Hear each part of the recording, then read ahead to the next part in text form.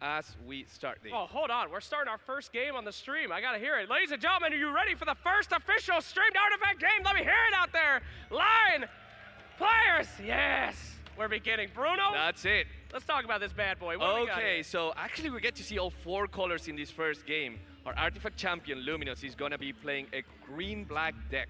That's correct. Now, you will notice that the health on the towers are a little bit different. We do have a bit of a handicap for our champions. They have 30 less HP on all 3 of those towers. Now, if you guys have never seen Artifact before, I'm going to give you the real quick spiel.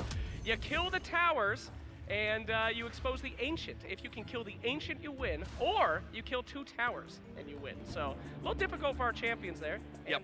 And, Ancients are special towers that have 80 health as well, and they get exposed once you destroy a tower. So your choices are between destroying 2 towers, doing total of 80 damage among 2 lanes, or going full in on 1 lane, but you have to do 120 damage. So it is a little bit hard to commit only to 1 lane. You can't, just like in Dota, you shouldn't put all 5 heroes in the same lane. You're gonna be ending up losing on the attack, but sometimes, you know. That's right. There's a lot of different ways to win an Artifact. One thing that you guys are going to see a lot is the abandonment of lanes, the all-in on other lanes, the spread out. I mean, with all these different win conditions and all these different lanes, there's a lot of different ways to win, which is one of the more exciting aspects. So let's talk about these decks, Bruno. Yes. And what's happened so far. So the very short version, the green-black deck is a deck that relies on ramping up on mana and ramping up on gold. Now, mana is a concept that a lot of you card players might be familiar with. Mana helps you play spells. You can see the cost of spells at the top left corner of these cards. 7 for Hand of God, for example, 4 for Savage Wolf, and 7 for Sin Cannon. You can only also, in this case, see the opponent's hand because we're spectating the game. So one of the things is, this deck helps you gain a lot of mana very fast. You see that every tower has 4 mana. We start at 3 mana per tower. Yep. It goes up 1 per turn. This deck has ways to ramp up your mana faster than just once per turn. This deck also ramps up in gold. It has cards like Ironfolk Goldmine that gives you gold constantly.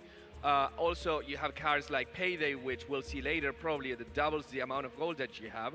And also, of course, by destroying enemy heroes and enemy creeps, that will give you gold. Exactly 1 gold per creep killed and 5 gold per hero killed. That's correct. Now, in this first lane, you're going to see this red hero Bristleback. Nobody blocking him and some massive damage onto that tower. Your red heroes are going to have a lot of damage, a lot of health, and usually a lot of armor. But while they're strong in the early game, they tend to fall off in the late game. Mid game is okay, though. They have some powerful summonable creeps.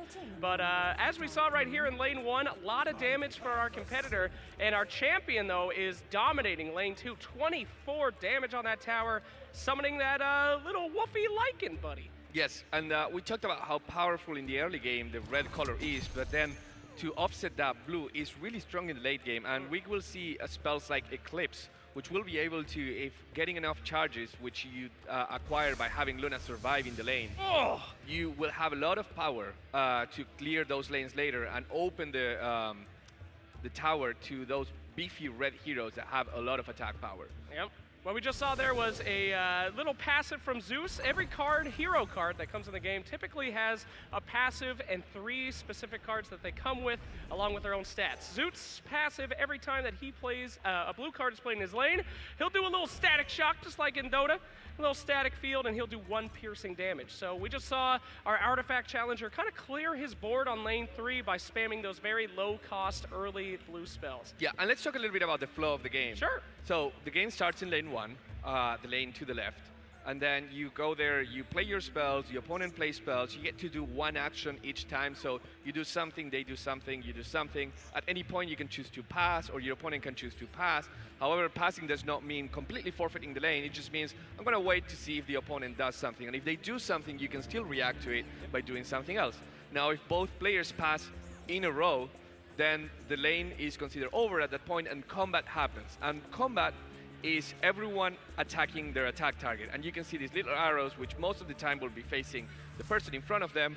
That will mean that, for example, in this case, Rix, this hero, will be doing 3 damage, as you can see here, to the creep, and the creep will be doing 2 damage to him. You can also see these red skulls here saying, hey, if we go to combat right now, this thing is about to die because it's taking lethal damage. So just so you don't forget and you don't have to do the math, because math is hard. Math is hard. You know, big red X and skull typically doesn't mean a good thing. So Nope. you can tell that that guy's definitely going down here. A Right. Stone Hall Cloak. Let's talk about items, Bruno. Yes, so we talked about gold and how like this green-black deck wants to make a lot of gold, and the gold in general is killed in the same way that you have in Dota. Whenever you kill a unit, you get some gold out of it. Now, what do you do with gold? Same as in Dota, you buy items. Uh-huh. So at the end of the 3 lanes, we talked about how one lane goes. You go lane 1, lane 2, lane 3. After lane 3 is over, you will go to the shop. The shop will present you with 3 options to buy. We'll talk a little bit more about the options later, but the idea is that you can spend your gold into choosing one of those options to put into your deck. Now, once you spend the gold and you get the item, that item is free to cast. It costs no mana. That's right. So, and it lasts forever. And it lasts forever. You can equip it on a hero, like you can see these face boots here equipped on Luna. Face boots are a really interesting item that lets you swap the hero with another ally. We talked about combat, and we talked about how important it is to like know what you're hitting. Baby. And as we see that Luminous already took one of the towers of our challenger.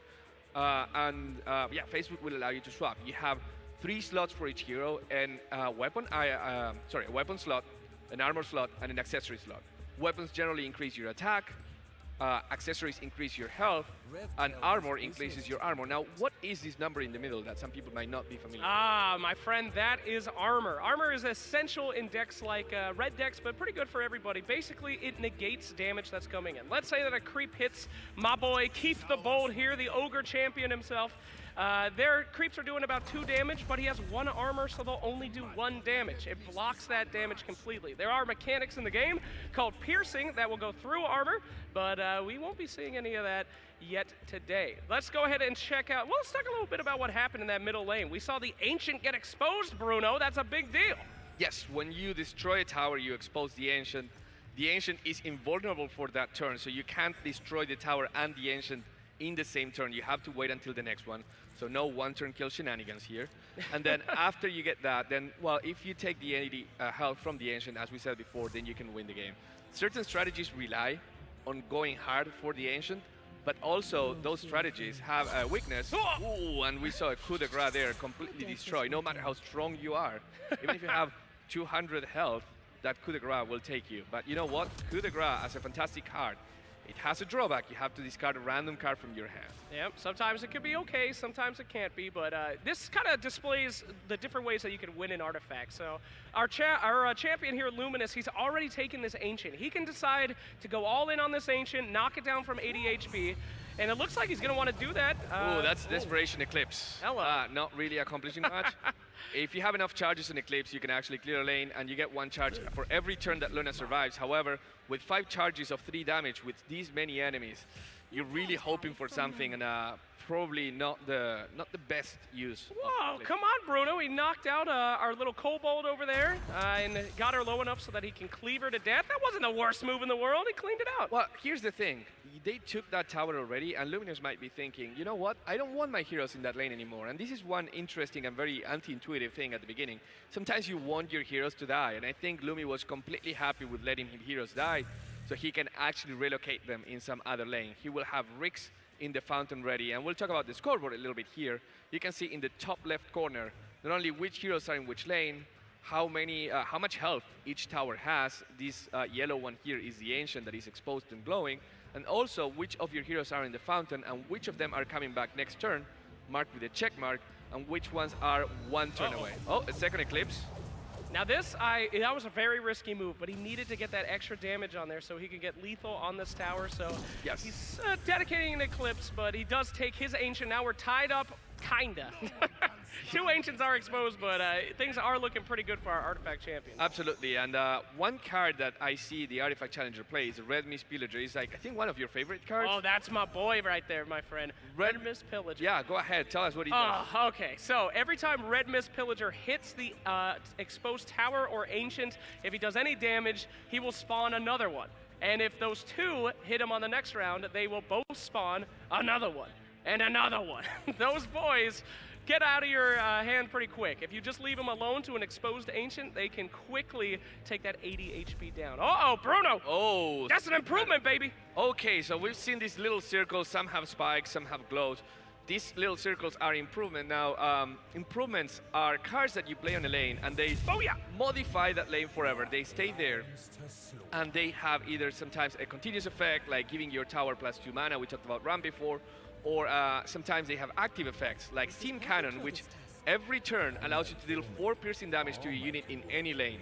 So as long as this improvement is here, whenever it's this lane's turn, he can actually go and shoot anything in any lane and get rid of whatever he wants. Yep, it's an extremely powerful spell, but you're going to see these huge spells coming out around 6 or 7 mana. We're kind of getting into the late game here. However, a lot of these big blue spells are going to be coming out as well. You've been seeing a lot of these blue heroes dying, but this is when they start to kind of power ramp and get a lot better. So we'll be seeing powerful things coming out here. He has already used a lot of his eclipses, which are some of his better skills, but we'll see what he gets here, Bruno. Yep, and the important thing is that he played the conflagration in this lane. I think this is a really important play. Conflagration is, again, another improvement that at the beginning of that lane, it will deal 2 damage to everything in that lane. And we can see here already that Rix has -1 armor because of that viscous nasal goo. Yes, you can have negative armor, and it works just like you would expect. You take more damage every time you take damage. Negative armor is a nasty, nasty lady, okay? You get -2 armor. If you receive 1 damage, you get how much, Bruno? 2. That's math for you, ladies and germs. Now, it doesn't seem like a lot, but if you're going to hit with 6 damage, -2 adds up pretty quickly. So anyway, let's check out this lane right here. He does have 1 red mist pillager poised to attack that ancient, which will spawn another one. Our challenger looking okay in this lane. I'm not sure, though, that Lumi even cares. Part of our artifact is knowing when to get out of a specific lane, who cares about that lane, and moving on to try to take other ones. Yes, and with this, Lumi ensures that no red mist pillagers will be attacking the tower and stops the swarm. Now, if red mist pillagers go out of control, as we said before, they can actually very easily take your ancient. Yep. But they have only 2 health, so they're really easy to deal with. A melee creep can deal with them. So you can only play it and actually take a lot of advantage if you're playing them in a relatively empty lane. Oh! And Lumi now knows that he has to go for that win. He took that second tower, he wants to take that first tower, and he's pretty close to that. He also knows that there's no heroes coming back for the challenger, Dabney. So with no heroes coming back, that means that that first lane is open. And again, that's a really important thing to know. Sometimes you want to stagger your hero's death, and sometimes you might want to even kill your own heroes. Oh, actually, never mind. Bruno, they're ready to go here. No, they're ready to see, I'm terrible. Never mind. 3 heroes respawning here. Our challenger is not able to see where these heroes are going, so he's actually going to spread them out and put 2 in the middle. If only he knew that Luminous was going for the all-in. We'll see where this Earthshaker lands, though. That's not bad. That's actually okay. Yep. Let's talk about initiative here. Yes. As you're going to see, this Earthshaker is about to use his fissure ability here. And my friend, right? As we said before, you take turns with your opponent playing spells or using abilities. You're going to use your fissure ability, right, my friend? Down the door.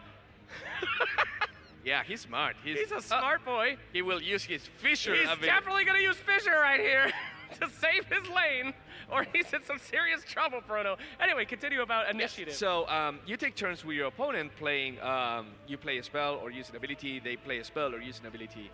And it just goes back and forth every time. Which means that, for example, if Luminous was the last person to play a spell in the 3rd lane, when we go back to the 1st lane, it will be Dabney's time to play a spell. Now, this is really interesting and really super important, because being the first to act in a lane gives you an action that is essentially uncounterable. Like, if you have something that will destroy your enemy's power, or if you have something that will let you, for example, I don't know, take control of an enemy creep, like Chen does, or silence an enemy hero by disabling his spellcasting, then those are things that you want to do first. Now, how do you do that? You can't get initiative very easily, although there's some spells that let you do that. However, if you pass and you let your opponent use their spells. Are you ready, Bruno? Yep. I'm sorry, I got. Now would be a very good time for our challenger to use the spell Echo Slam. I'm not trying to help you, but it would be quite the powerful Echo Slam right now, I would assume, sir. Right. Oh my goodness, how could he think of such a beautiful play? Our challenger staying in the game. I don't know how he does it. What a genius. Genius, yeah. But look at that. Whew. So I don't know if you saw what just happened. Lumi just coup de grace his own PA. That was not a rage move, by the way. You guys that play Dota, you might think, I don't want my heroes to die. I'm very important, but in Artifact, it's a little different. Death is not the end. In fact, it can be just the beginning. Yes. Killing your own heroes allows you to remove them into other lanes, which is a very difficult thing to do in Artifact. There's only a few ways to do it. By repositioning his PA, he's ready to go for another strike here. And, But he won't have time for another strike because time of triumph comes Oh! for a challenger, and with that, he takes that lane. Oh my goodness, our challenger has beaten Luminous, our top tier competitor here today.